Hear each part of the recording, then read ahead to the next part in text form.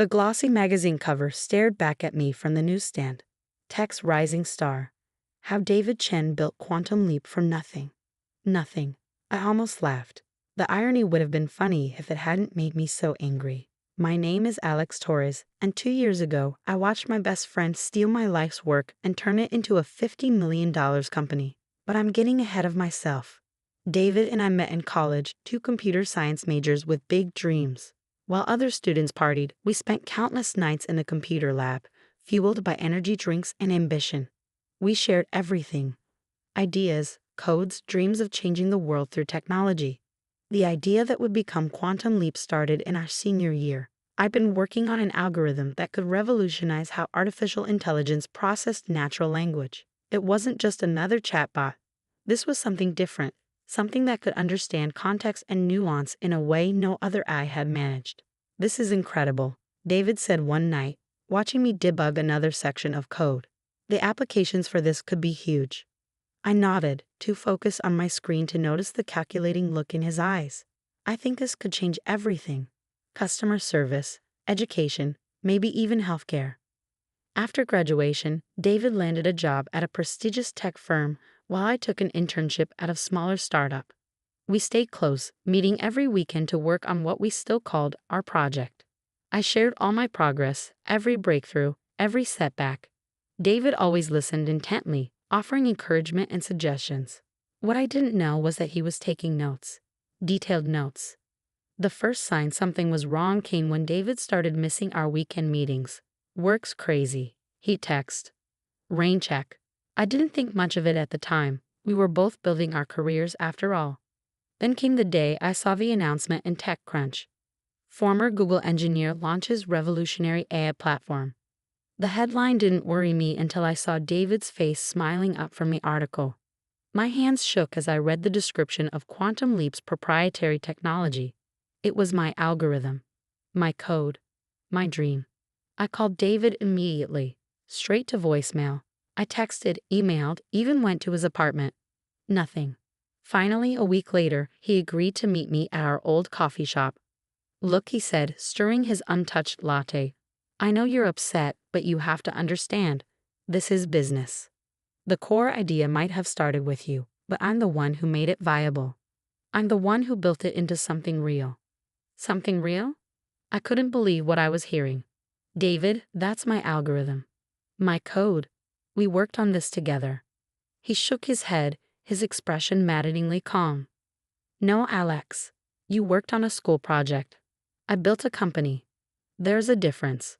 I trusted you," I said, my voice cracking. "You were my best friend."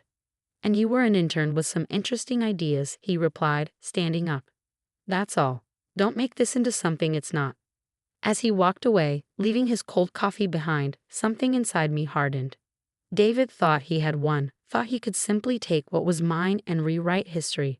But he'd forgotten something crucial about me. I never deleted anything. Every email we'd exchanged about the project, every piece of code I'd written, every meeting we'd had in the lab, it was all documented. I even recorded our brainstorming sessions, a habit I developed to help me remember important details. That night, I pulled out my external hard drive and started organizing everything. Emails dating back to our junior year, discussing the initial concept. Video recordings of us working through problems together. My voice clearly explaining the core algorithms that now powered Quantum Leap. Git commits showing the evolution of the code, time-stamped and authenticated. I had proof. Real, solid proof that David hadn't built anything from nothing. He'd built it from my work, my ideas, my dedication. But proof wasn't enough. I needed a plan.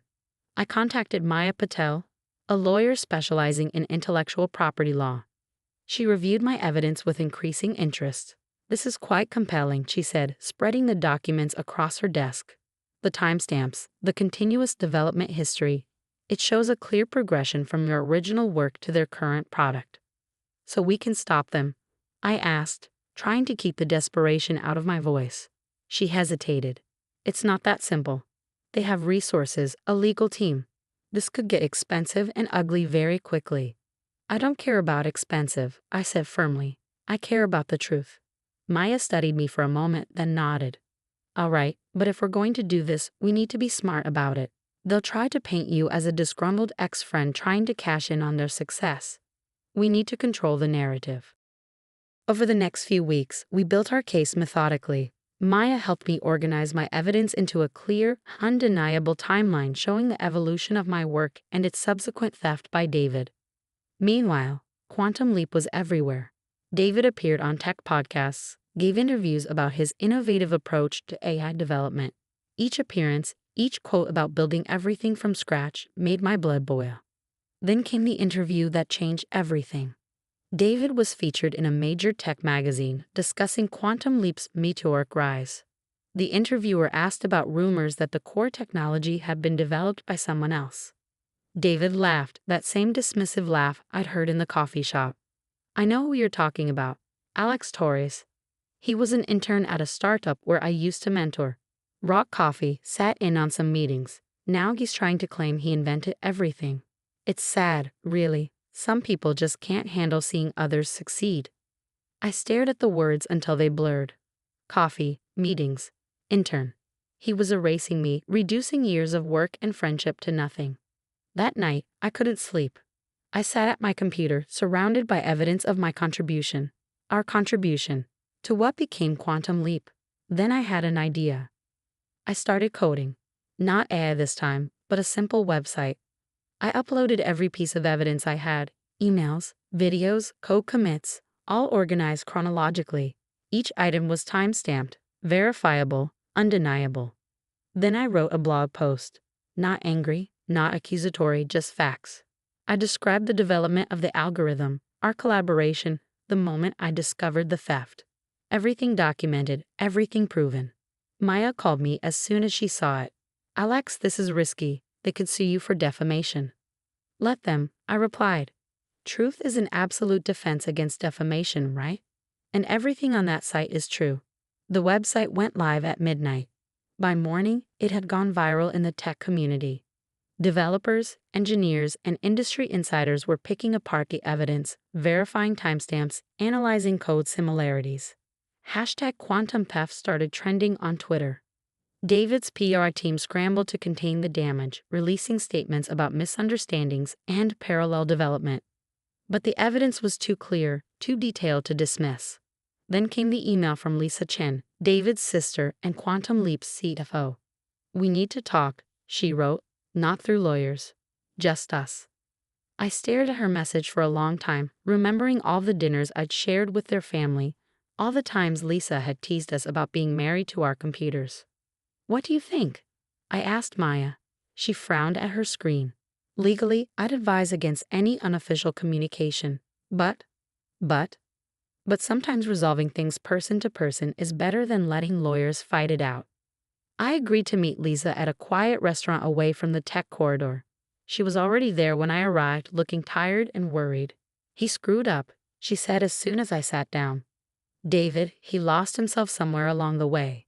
Got caught up in the idea of being the next tech genius, the next Zuckerberg. That doesn't excuse what he did, I said quietly. No, she agreed. It doesn't. But I'm hoping we can fix this before it destroys everything, including your friendship.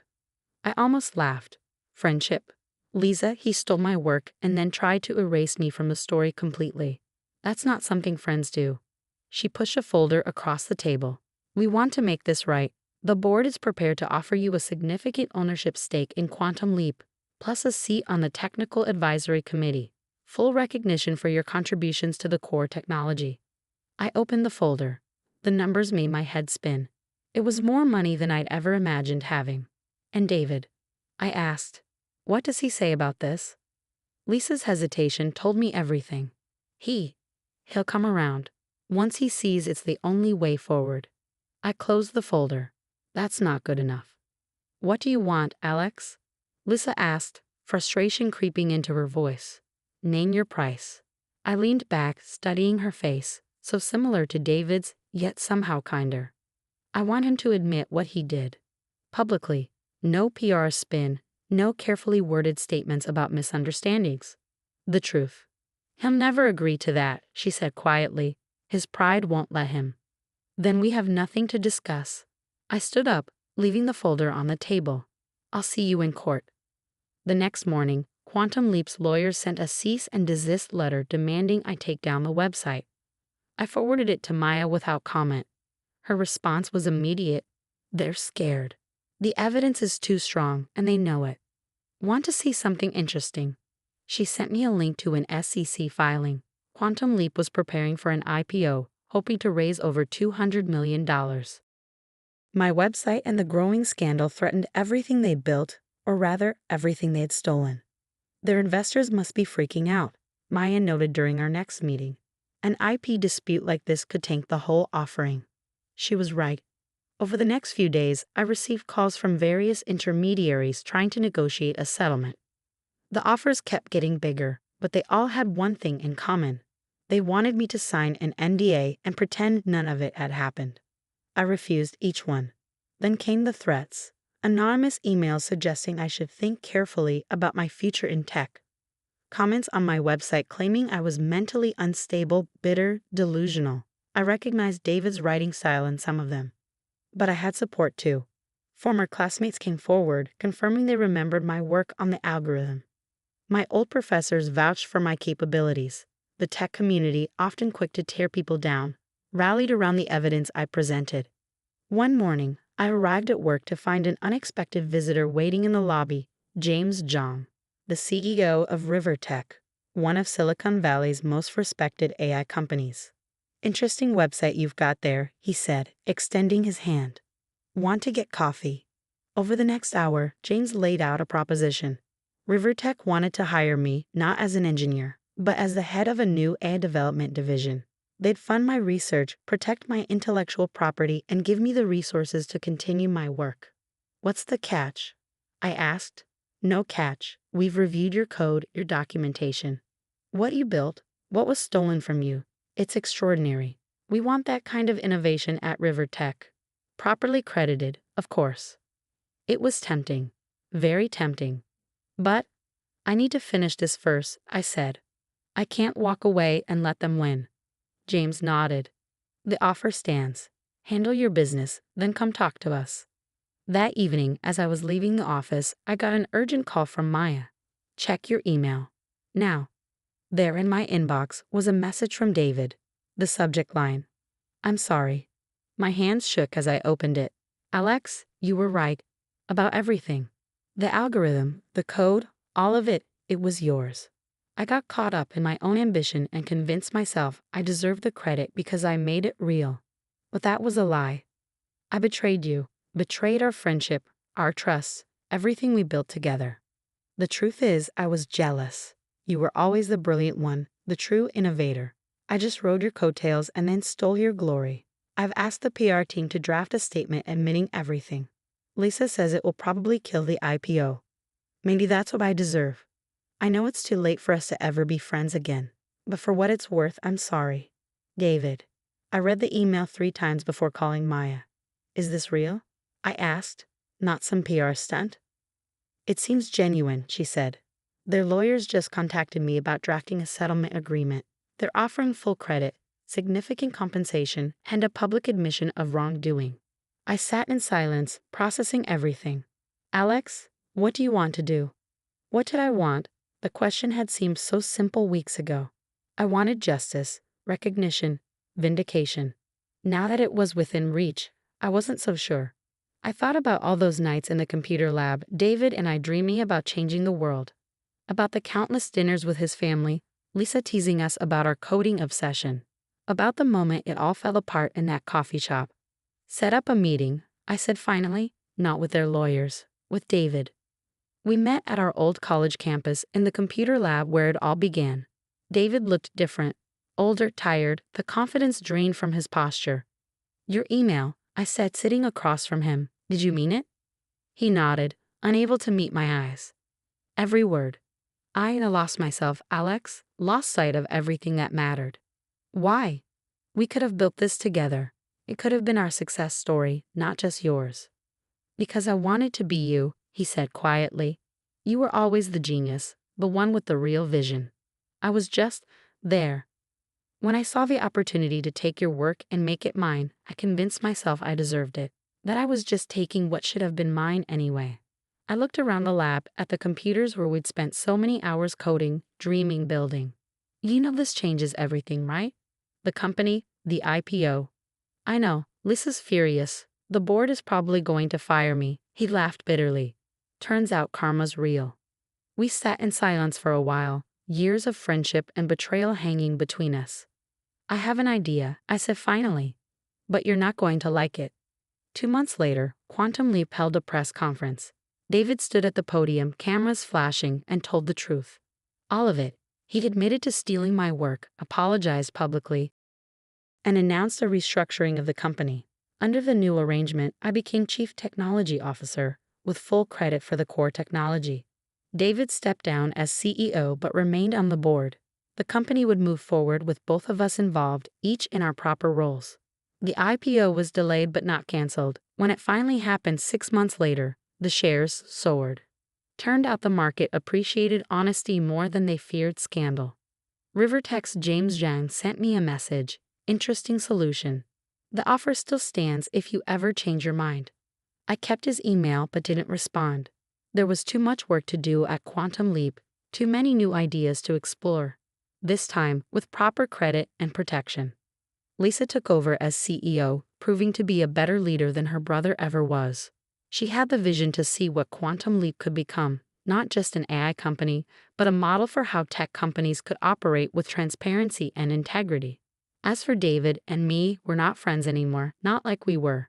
Some betrayals cut too deep to fully heal. But we're colleagues now, working together professionally, each contributing in our own way. Sometimes, late at night in my new office, I look at the framed magazine cover on my wall. It's not the one that made me so angry. It's a newer one, showing David and me together under the headline, Quantum Leap, a story of innovation, betrayal, and redemption. The article tells the true story, not just of the technology, but of what happens when ambition overshadows friendship, and what's possible when honesty finally wins out. My phone buzzes. A text from Maya. Another acquisition offer. Want to hear it? I smile and type back, not interested. Some things aren't for sale. She responds with a thumbs up. She understands now what I learned through all of this. Success means nothing if you lose yourself along the way. The next morning, I pass David in the hallway. We nod to each other, professional but distant. He's changed, become humbler, more thoughtful. Sometimes I catch him watching me with what looks like regret. But that's his burden to bear, not mine. I have work to do, real work, building something that could actually change the world. This time with my name on it, my vision leading the way. And every line of code I write reminds me that some victories aren't about winning or losing. They're about standing up for what's right, about being true to yourself even when it would be easier to give in. That's worth more than any IPO.